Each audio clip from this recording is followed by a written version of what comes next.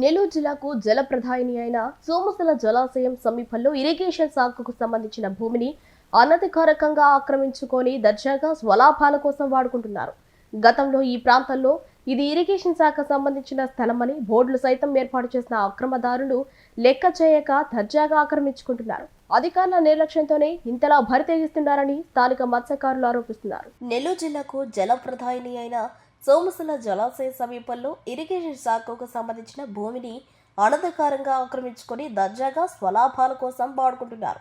గతంలో ఈ ప్రాంతంలో ఇది ఇరిగేషన్ శాఖ సంబంధించిన స్థలమని బోర్డులు సైతం ఏర్పాటు చేసిన అక్రమదారులు లెక్క చేయక దర్జాగా ఆక్రమించుకుంటున్నారు.